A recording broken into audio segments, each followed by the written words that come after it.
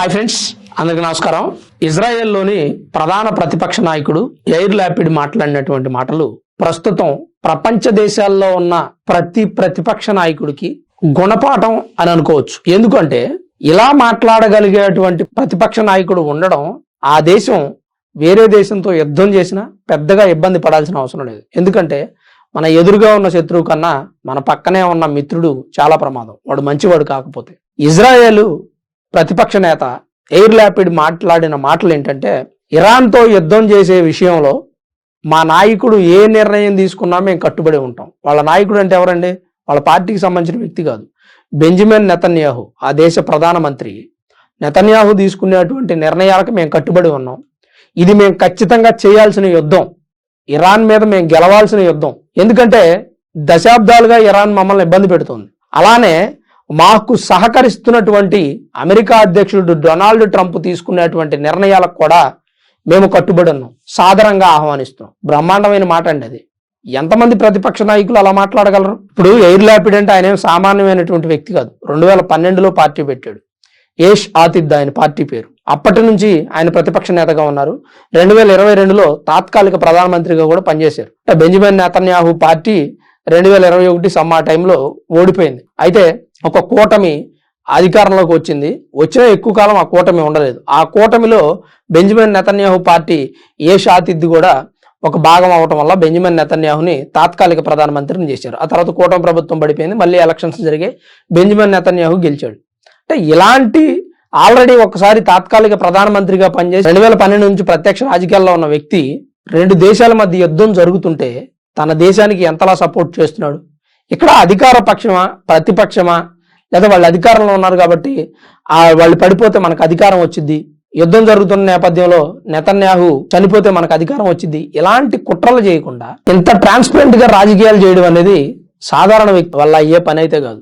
నేను ఎందుకు యైర్ లాపిడ్ ని ఇంతలా అభినందిస్తున్నాను అంటే, దేశం అట్టుడికి పోతున్నప్పుడు దేశంలో ఉన్న ప్రతి వ్యక్తి కూడా దేశం కోసం పోరాడాలి. దేశంలో ఉన్న ప్రతి వ్యక్తి దేశం కోసం ప్రాణం అర్పించాలి, ప్రాణాలు పెట్టాలి. ఎందుకంటే మనం ఈ దేశంలో పుట్టాం, ఈ దేశంలో పెరిగాం, ఈ దేశంలో ఉన్నటువంటి అన్ని హక్కులను అనుభవిస్తున్నాం, అన్ని రకాల పథకాలు తీసుకుంటూ ఉన్నాం. మరి అలాంటి సందర్భంలో దేశానికి ఆపదొచ్చిన సమయంలో మనం దేశానికి వ్యతిరేకంగా మాట్లాడితే ఎలా అండి? ఇప్పుడు బెంజమిన్ నెతన్యాహు పార్టీ ఉంది, అతని పార్టీ పేరు లికుడ్ పార్టీ. ఈ లికుడ్ పార్టీలో ఉన్నటువంటి నేతలంతా కూడా ఎట్లాగూ బెంజమిన్కి సపోర్ట్ చేస్తారు, అందులో పెద్ద ఆశ్చర్యం ఏముండదు. కానీ మన ప్రత్యర్థి మనకి సపోర్ట్ చేస్తే వచ్చే బలం వేరేలా ఉంటుంది, మనకు ఇచ్చేటువంటి ఇన్స్పిరేషన్ వేరేలా ఉంటుంది. ఎందుకంటే మనం నచ్చి మనకి జై కొట్టే వ్యక్తులు మన పక్కన ఎంతమంది ఉన్నా, మనం అంటే నచ్చని వ్యక్తి, మనం అంటే పడని వ్యక్తి దేశానికి ఆపదొచ్చిన సందర్భంలో మనకు సపోర్ట్ చేస్తుంటే ఆ బలం వేరేలా ఉంటుంది. ఇప్పుడు బెంజమిన్ నెతన్యాహు ఇరాన్ మీద గెలవడానికి మరొక సపోర్ట్ దొరికింది. ఒక రకంగా పెద్ద సపోర్ట్ కాకపోవచ్చు, కానీ వెనకుండి పొద్దాక పొల్లలు పొడిచినట్టు, కర్ణుని గనక కృపాచార్యుడు పొడిచినట్టు పొడుస్తూ ఉంటే యుద్ధంలో ఎలా గెలుస్తాడండి? అయితే ఇక్కడ బెంజమిన్ నెతన్యాహుకి అపోజిషన్ పార్టీ వాళ్ళు కూడా సపోర్ట్ చేయడంతో అతని బలం కొంతవరకు పెరిగింది. ఇది ఇజ్రాయెల్ ప్రధాన ప్రతిపక్ష నేత యొక్క మైండ్ సెట్. మరి మన దేశంలో ఉన్నటువంటి ప్రతిపక్ష నేత రాహుల్ గాంధీ గారి మైండ్ సెట్ ఏంటండి?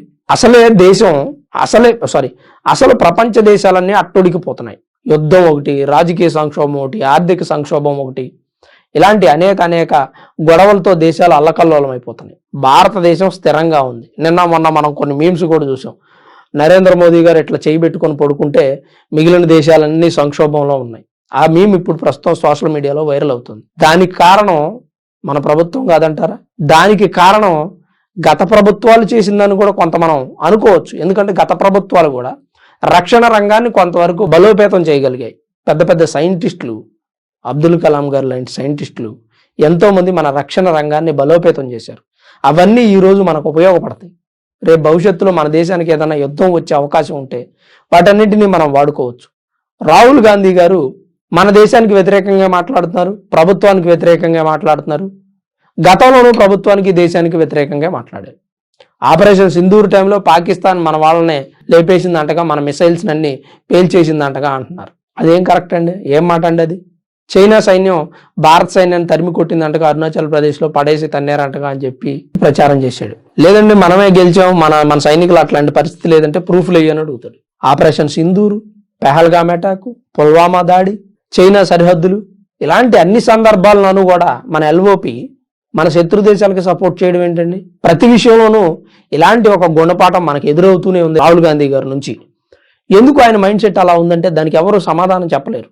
అధికార దాహమా? సరే, అధికార దాహం అయితే ప్రజలు ఇవ్వాలి, కానీ అధికార పక్షాన్ని కూలదోస్తే వస్తుందా? ఇవాళ అధికార పక్షాన్ని కూలదోస్తారు, అధికార పక్షం దిగిపోద్ది అనుకోండి, రేపు బీజేపీ పార్టీకి సంబంధించిన ఇంకో నాయకుడిని ప్రజలు గెలిపిస్తారు.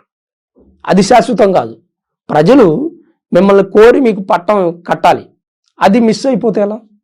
ఆ కాన్సెప్ట్ను మిస్ అయిపోయి దేశం మీద వ్యతిరేకత తీసుకొస్తున్నారు. ఎయిర్ ల్యాపిడ్ లాంటి వ్యక్తి నిజంగా అనేక మంది ప్రధాన ప్రతిపక్ష నేతలకి బెస్ట్ ఎగ్జాంపుల్. అలా ఉండాలి ప్రధాన ప్రతిపక్ష నేత అంటే. దేశానికి ప్రమాదం ఏర్పడుతుందన్నటువంటి సందర్భంలో ప్రతిపక్షం ఏంటి, ప్రధాన పక్షం ఏంటి? మనమంతా ఆ దేశ పౌరులు, దేశం కోసం పోరాడాలి, దేశం కోసం యుద్ధం చేస్తున్న వ్యక్తి వెనక మనందరం నిలబడాలి. అంతేగాని అతనికి ఏం చేత కావట్లేదు, ఏం చేయలేడు అని పోట్లు పొడుస్తున్నాం అనుకోండి వెనకుండి, అది దేశానికి ఎంతో కొంత ప్రమాదం అయింది. అంటే మొత్తం ఎల్ఓపి వల్ల దేశానికి లాస్ అంటే నేను ఒప్పుకుందని, ఎంతో కొంత అతని పాత్ర కూడా ఉంటుంది.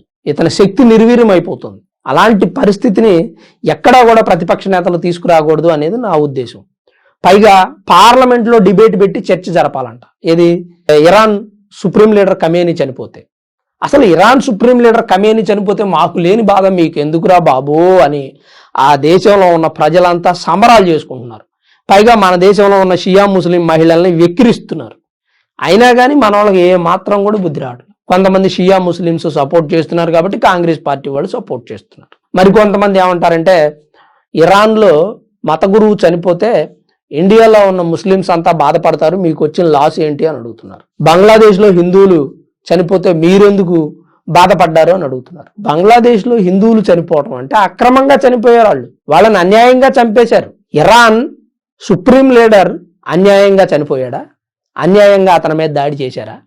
అణువాయుధాలు తయారు చేస్తున్నాడు, ఉగ్రవాదాన్ని ప్రోత్సహిస్తున్నాడు, దేశంలోనే అనేక రకాల నియమ నిబంధనలను పెట్టి ప్రజలను ఇబ్బందులకు గురి చేస్తున్నాడు. అటువంటి వ్యక్తి చనిపోతే సానుభూతి తెలపడం తప్పు అని అన్నాం. అది మా తప్ప అధ్యక్ష?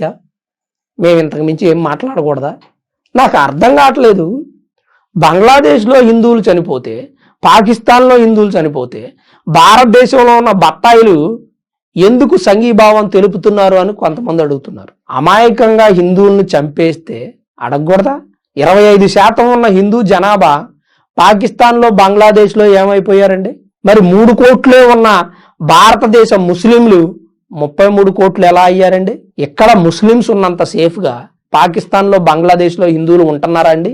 కొంతమంది ఏమంటారంటే, ఎక్కడో నిన్న నేను ఒక వీడియో చూసే సోషల్ మీడియాలో, ముస్లిమ్స్ స్వతంత్ర పోరాటంలో పాల్గొన్నారు కానీ వాళ్ళ వాటా తీసుకొని వెళ్ళిపోయారు, ఇక్కడున్న ముస్లిమ్స్ కేవలం భారతదేశం కోసమే బ్రతకాలి అని చెప్పి మాట్లాడారు ఒక అతను.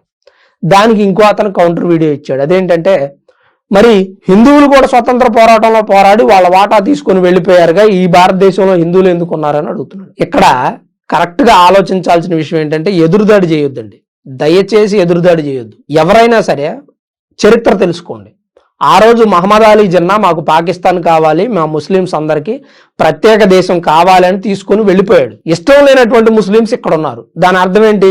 వాళ్ళు భారతదేశానికి కట్టుబడేగా ఉన్నారు, భారతదేశంలో ఉన్నటువంటి హక్కులన్నీ అనుభవిస్తున్నారు కదా, రాజ్యాంగ ప్రకారం వాళ్ళకి పూర్తి హక్కులు ఉన్నాయి కదా. ఉన్నప్పుడు మరి ఈ దేశాన్ని కదండి సపోర్ట్ చేయాలి. విడిపోయి వెళ్ళిపోయిన పాకిస్తాన్కి, బంగ్లాదేశ్కి, ఎక్కడో ఇరాన్కి సపోర్ట్ చేస్తారా? నేను ఈ వీడియో సోషల్ మీడియాలో చూశాను కాబట్టి ఈ వీడియో మీద నేను స్పందించాల్సి వస్తుంది. వాస్తవం మాట్లాడాలంటే ముస్లిమ్స్ ఆ రోజు పాకిస్తాన్ విడగొట్టుకొని వెళ్ళిపోయారు. వెళ్ళిపోయిన తర్వాత ఇక్కడ మిగిలి ఉన్న ముస్లిమ్స్ భారతదేశం మీద భక్తితో ఉండాలి. కాదు కూడదు, మేము ఆ దేశాల మీద భక్తితో ఉంటాం అంటే వెళ్ళిపోండి, హ్యాపీ, సంతోషంగా. ఏ రాజకీయ నాయకుడు చెప్పినా అదే, ఏ భారతీయుడు చెప్పినా అదే. మీకు వేరే దేశాల మీద ప్రేమ ఉంటే వెళ్ళిపోవడం మంచిది. ప్రతిపక్ష నాయకుడికి కూడా వేరే దేశాల మీద ప్రేమ ఉంటే వెళ్ళిపోవడం మంచిదని బీజేపీ పార్టీ వాళ్ళు అనేక సందర్భాల్లో చెప్పారు.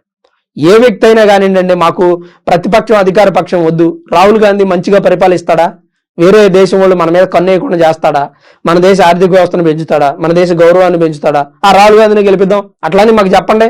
చెప్పలేకపోతున్నారా మీరు? శత్రు దేశాలు ఎందుకు సపోర్ట్ చేస్తున్నారు అనేది ఇక్కడ పాయింట్. ఏ వ్యక్తి అయినా ఈ దేశానికి సేవ చేసే దేశభక్తుడు మాకు కావాలి. I want this type of person. మా అందరికీ అలాంటి వ్యక్తి కావాలి. చేయగలరా? అలాంటి వ్యక్తిలాగా మీరు మారగలరా అని చాలామంది దేశభక్తులు మిమ్మల్ని ప్రశ్నిస్తున్నారు. వాళ్ళందరి తరపున నేను ఈ విషయం మీకు చెప్తున్నాను. రాహుల్ గాంధీ గారు దేశ సేవ చేస్తానంటే మాకు హ్యాపీ, సంతోషంగా ఆయన ప్రధానమంత్రిని చేయడానికి సిద్ధంగా ఉన్నాం.